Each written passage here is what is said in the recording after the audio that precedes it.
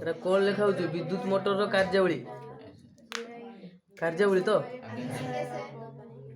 ହଁ ପଢ଼ ପଢ଼ ଅନ୍ୟମାନେ ପଢ଼।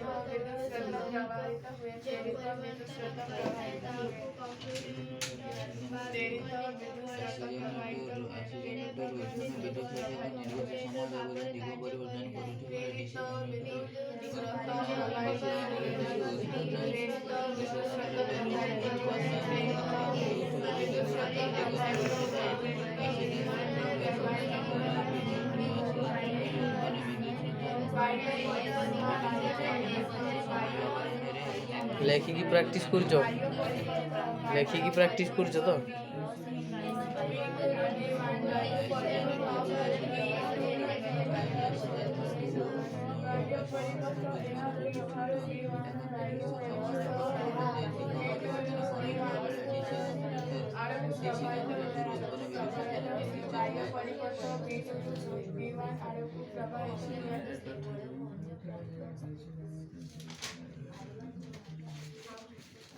ହେଇଗଲା ସରିଲା ବସ ଦୀକ୍ଷା ଛିଡ଼ା ହେଇକି ପଢ଼ କ'ଣ ସେ ଠିକ୍ ଲେଖିଲା କି ଭୁଲ ଲେଖିଲା ପଢ଼ ପଢ଼।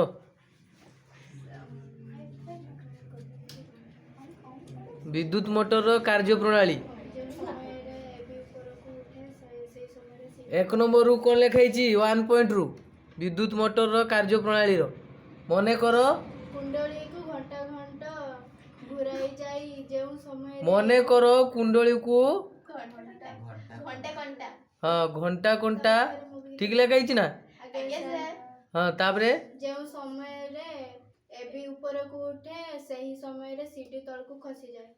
ଠିକ୍ ଅଛି ତାପରେ 2 ନମ୍ବର ପଏଣ୍ଟରେ କ'ଣ ଲେଖା ହେଇଛି ଫ୍ଲେମିଙ୍କ 10 ନିୟମ ଅନୁସାରେ ବାହୁ এবি ରେ ଏ ରୁ ବି ଆଡକୁ ଏବଂ ସିଡି ରେ ସି ରୁ ଡି ଆଡକୁ ପ୍ରେରିତ ବିଦ୍ୟୁତ ସ୍ରୋତ ପ୍ରବାହିତ ହୁଏ।